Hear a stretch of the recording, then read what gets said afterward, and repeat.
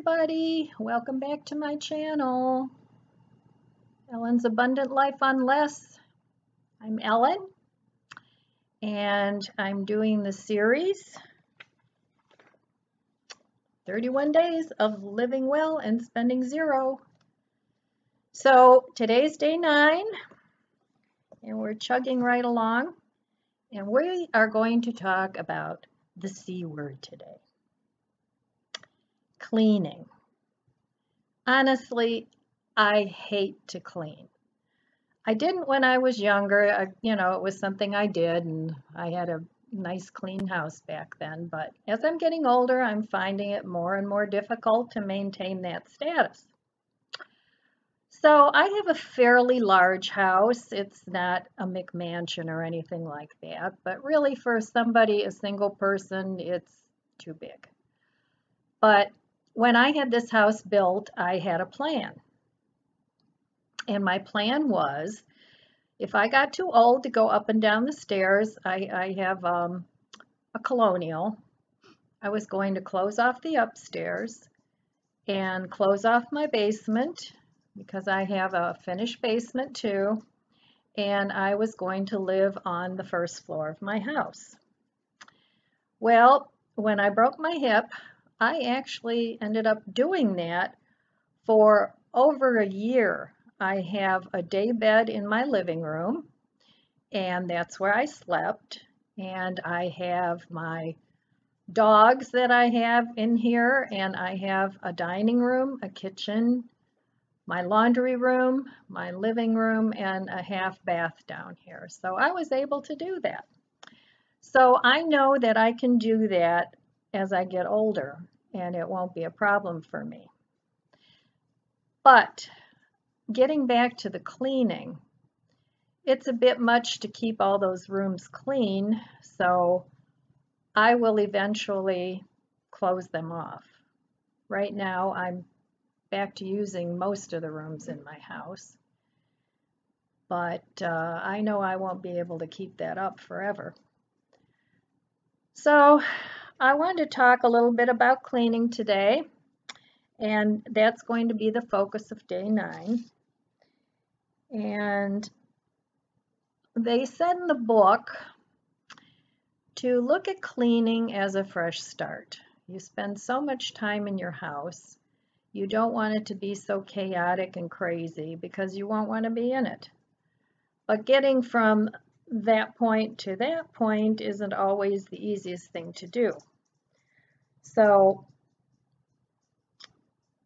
when you're doing your cleaning, and this isn't in the book, this is just coming from me. As you're doing your cleaning and cleaning your stuff and your tchotchkes and all that, when you pick it up to dust it, ask yourself the question, do I love this enough to clean it and keep it clean? And if the answer is no, you might want to stick that article in your donation box. Just a thought. And especially as we get older, we can't keep up all that stuff anymore. It gets harder and harder. So another thing, and the book doesn't talk about this either, but I do. Don't aim for perfection when you're cleaning. Sometimes done is done and good enough is good enough. So you're not going to eat off your floor. Maybe your dogs will eat off your floor, but they don't care. You're not going to eat off your floor. Sometimes when you aim for perfection, it actually paralyzes you because you know it's not going to get perfect. And you know that, let's say, let me think of an example. You need to wash your window, okay? And you know it's going to be streaky anyway when you're done with it, so you don't clean it. Rather, you just leave it dirty. The same thing with the floor. It's okay, I'm not going to clean the floor because I'm going to clean it and it's just going to be dirty again, so I'm not going to clean the floor. But anyway, don't aim for perfection. Just like that old saying goes, get it done. And quick, use some rags or paper towels, spritz your toilet and your bathroom sink and go over the floor a little bit quickly. And you don't have to take a toothbrush every time you clean the bathroom and get every nook and cranny, but just do the basics. And if you're the kind of person that really likes it really, really clean, then plan on, a cleaning session for one room at a time.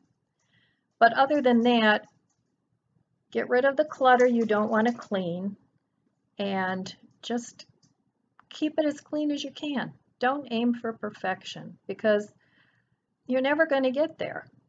Not in a situation like this. It's just never going to happen because cleaning is a thankless task that is so repetitive that as soon as it's clean, it starts to get dirty again.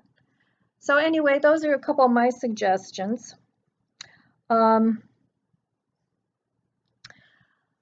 thing that I think might be helpful, at least it is for me, is to focus on the rooms that you're in the most. So for me, that's my kitchen and my little half bath and my living room.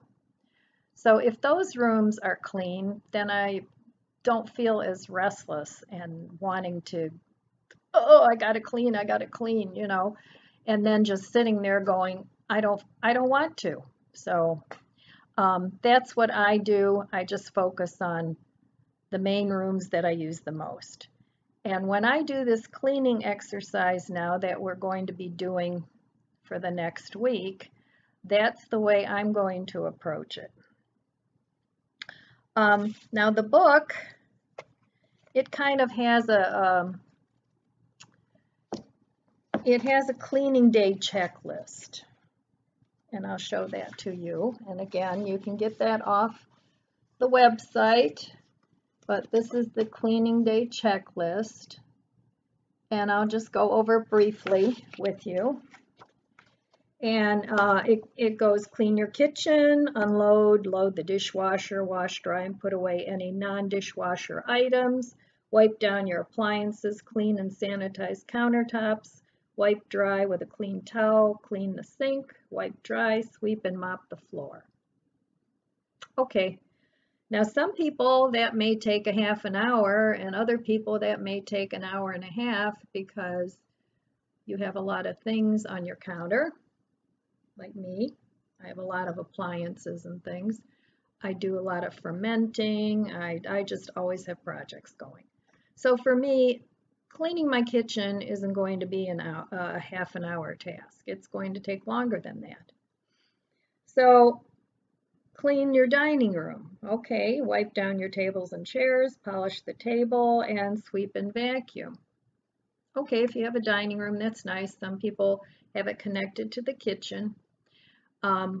My point is, this is where the book and I sort of don't quite agree on some things because I would never get all this done in one day. It's just not realistic for me. So I would rather focus on 1 or 2 rooms each day of the week and just go on that way. And quite a while ago, I made my own weekly cleaning schedule. And this worked great for me, and I don't know why I quit doing it, but I'm going back to it. And this worked much better for me than going and cleaning the whole house in one day. So, and even when I worked, this worked better for me because I wasn't dedicating my whole weekend to cleaning the house. But I'll get back to the book. So from clean your kitchen, it goes clean your dining room, then clean your bathrooms. And I'm sure you all know how to clean a bathroom. And then it goes to clean your bedroom and clean your living areas. Well, for me, this would definitely take a whole day. It wouldn't take me just 2 hours or an hour and a half. So, but anyway, the whole thought of it is to get your house on a cleaning schedule And I know for people that have a lot of clutter and things, this is like, how you're going to do that before you get rid of your clutter and you're able to have free countertops or free table. So that's my take on this part on day 9 of the book. The whole point is just do what you can and focus on one room at a time. So for me, my cleaning plan, my cleaning schedule was on Mondays, I did the kitchen counters and the floor. So that realistically would take me maybe a half an hour. On Tuesdays, I did the living room. I had covers on the couch and the floor. So that was my focus on Tuesday. Wednesday, I went back to the kitchen and I dusted whatever knickknacks or tchotchkes I had and did the floor. Thursday, I went back to the living room and I dusted and I did the floor. So keeping the floor clean is one of my most dreaded jobs because with my 3 dogs, they're always dragging stuff in. So I did invest, and this was a while ago, in a robotic vacuum, which works really well, and it's worth the money to get one. So I do use that. And I also have a real cheap Bissell stick vac that I use, and it takes me 10 minutes to do my whole downstairs, and it's easy. So moving on here, Fridays I do my laundry room and the bathroom floor because they're sort of connected. This is my laundry room and the bathroom is right off the laundry room. So the floor in those 2 rooms, they're small. You know, that takes me 15 minutes to do. And on Saturday, I would water my plants, do the laundry, my sheets and my clothes, and I would do my upstairs foyer. Going up the stairs, I have a foyer as you come in. And Sunday, I would do the laundry room and the bathroom floor. Now, as far as the bedrooms go, those I would do once a week whenever I had the time. And I would just vacuum and dust. And I do have 3 bedrooms upstairs. One I use as my craft and art studio, and the other one is my grandson's room that I keep up there for him when he comes over and spends the night, or any of the kids. But those rooms don't get used that often, so they really don't get that dirty. So upstairs, my dogs don't go up, and upstairs I really don't clean that often. Like maybe once every couple weeks I have to dust and vacuum because I'm the only one that goes up there. So that plan works really good for me. And